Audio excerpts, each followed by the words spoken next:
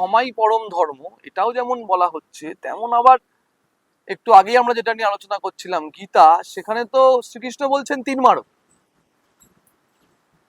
শ্রীকৃষ্ণ তো বলছেন তীর মারো, তাহলে ক্ষমাই পরম ধর্ম হয় কি করে?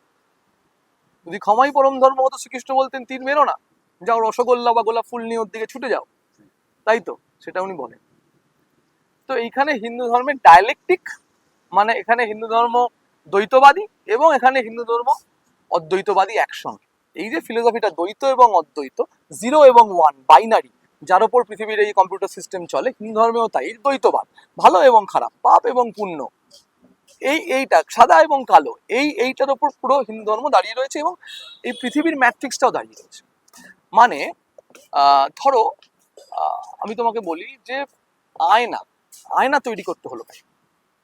আমরা একটা গল্প শুনেছি যে একজন রাজা হঠাৎ নদীর জলে তার প্রতিবিম্ব দেখে থমকে যান এবং ভাবেন যে আমাকে এইরকম দেখতে, এবং যারই ফলশ্রুতি হচ্ছে আয়না, আমরা যেখানে বারবার নিজেকে দেখতে ছুটে যাই, তাই তো?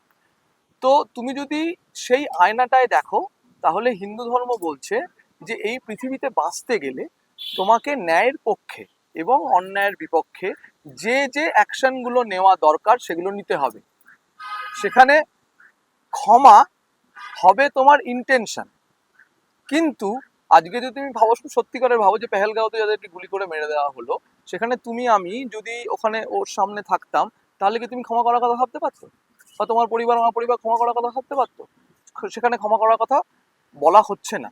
সেখানে বরঞ্চ বলা হচ্ছে যে অন্যায়কারীকে তার শাস্তি দেওয়ার কথা। যে কারণে বেশিরভাগ হিন্দু দেবদেবী তুমি দেখবে যে তারা হচ্ছেন যুদ্ধের সাজে এবং তারা ন্যায় পরায়ণকারী, তারা জাস্টিস সিকার। যে শনিদেব কি জাস্টিস সিকার।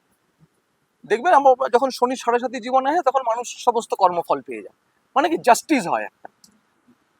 তো সেই ঈশ্বরের নির্মিত যে জাস্টিসের অঙ্কগুলো, তার উপর তোমাকে ভরসা রাখতে হবে যে ঈশ্বর জাস্টিস দেবেন। এবং তুমি একজন সৈনিকের ধর্ম কি? আমরা আমাদের ধরো হিন্দু ধর্মে তোমাকে যদি আজকে হিন্দু ধর্মের প্রতি অনুরক্ত হতে হয়, প্রথম 5টা বিষয় তোমাকে তার জোর দিতে হবে। অহিংস হওয়া, সত্য কথা বলা, অপরিগ্রহ, কারোর থেকে কিছু না নেওয়া, ব্রহ্মচর্য জীবন পালন, এরকম 5টা বিষয়ের উপর তোমাকে জোর দিতে হবে। এবার তুমি বলো তো, একজন সৈনিকের জন্য অহিংসা কি? একজন সৈনিকের জন্য অহিংসা কি, এবং একজন প্রস্টিটিউটের জন্য ব্রহ্মচর্য কি? তাহলে কি তারা হিন্দু ধর্মের প্রতি অনুরক্ত হবে না? হবে। এখানেই শরীর এবং মনের প্রশ্ন চলে আসছে। তুমি কর্ম করবে, এখানে তোমায় বুঝতে গেলে এখানে আরো ভালো করে এটা বোঝা যাবে তুমি যদি বিবেকানন্দ কর্মযোগটা বুঝো। বিবেকানন্দ থেকে বলছেন কর্মযোগ, কর্ম করে দাও, একদম শিব জ্ঞানে জীব সেবা করে যাও। সেখানে উনি 3টে কথা বলছেন যে এই প্রকৃত কর্ম তুমি কিভাবে করতে পারো। তার প্রথমটা আমরা সবাই জানি, সেটা হচ্ছে ফল লাভের আশা করো না। তুমি যা কর্ম করছো ফল লাভের আশা করো না। দ্বিতীয় হচ্ছে কর্তৃত্ব ত্যাগ। সেটা হচ্ছে যে তুমি যে কর্মটা করছো এটাই তুমি ভেবো না, তুমি ভাবো যে তোমাকে দিয়ে করানো হচ্ছে, তুমি তোমার নির্দিষ্ট নাটকের যে পার্ট সেটা প্লে করছো এবং তুমি কিছুই করছো না। আর তৃতীয় হচ্ছে কর্মটাই ত্যাগ, এটা যে হচ্ছে এটাই ভেবো না। আসলে পৃথিবী তার মতো ঘুরছে, যা হওয়ার তা হচ্ছে, তুমি আমি তার মধ্যে পার্ট প্লে করছি মাত্র। এই ভাবনাটা যদি তুমি মাথার মধ্যে রাখো, তাহলে তুমি দেখবে যে পৃথিবীতে ন্যায়ের সপক্ষে যা যা পদক্ষেপ তোমার নেওয়ার, তা সবই ন্যায়। এবং সেখানে যদি তোমার কোনো অন্যায়কারীর মুণ্ডচ্ছেদ করতে হয়, দুর্যোধনের মতো বা রাবণের মতো, যেটাও বারংবার করে বলা আছে, এগুলো এই জন্যই হাইলাইট করে বলা আছে, যদি ক্ষমাই পরম ধর্ম হতো তাহলে এই গল্পগুলো বলা থাকতো না, এত যুদ্ধের ইতিহাস বলা থাকতো না, বরঞ্চ কি করে জবন হরিদাসকে চৈতন্যদেব গলায় তুলে নিলেন, এই কথাটাই বেশি করে বলা থাকতো। কিন্তু এই যে বারংবার যুদ্ধের কথা বলা রয়েছে, বারংবার প্রতিপক্ষের বিরুদ্ধে দাঁড়ানোর কথা বলা রয়েছে, এবং সেখানে তোমার কি হবে যুদ্ধ কৌশল সেটা বলা রয়েছে, যে শিব এখানে এমনটা করেছিলেন হলাহল পাল, ওইখানে কালী কিন্তু মুণ্ডচ্ছেদ করে একেবারে তোমার রক্ত বীজের একটা রক্ত মাটিতে পড়তে দেননি।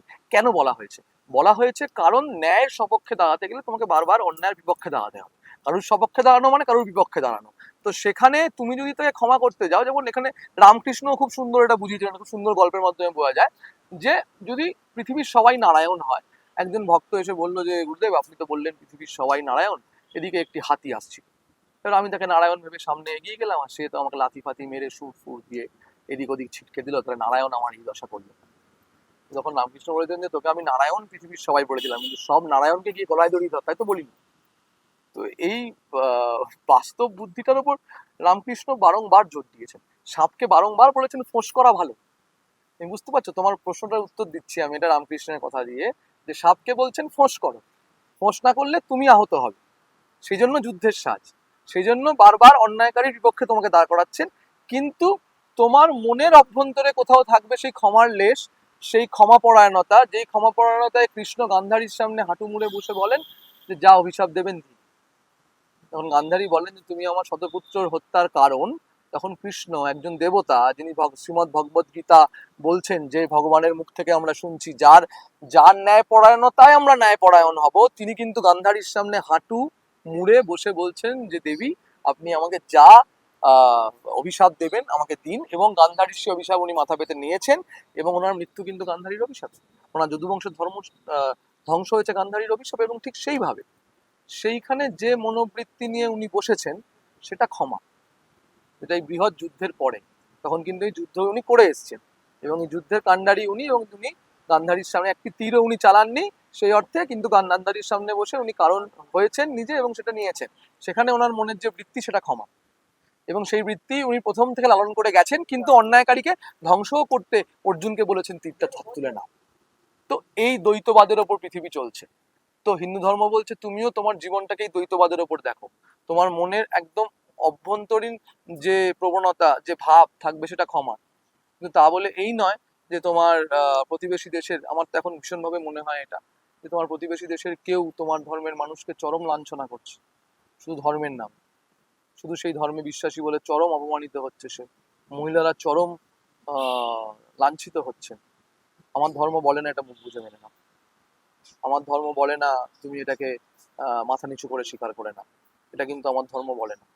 আমার ধর্ম কিন্তু বলে এর বিরুদ্ধে রুখে দাঁড়ানোর কথা। আমার ধর্ম হয়তো আঘাত করতে বলে না, কিন্তু আমার ধর্ম অবশ্যই নিজেকে বাঁচাতে বলে, অবশ্যই সেলফ ডিফেন্সের কথা বলে। তো এইভাবে যদি আমরা এই ক্ষমাই পরম ধর্ম এবং অর্জুনের তীর তুলে নেওয়ার জন্য শ্রীকৃষ্ণের অর্জুনকে বারংবার বলা, এটাকে দেখি, তাহলে আমরা বিষয়টা বুঝতে পারবো।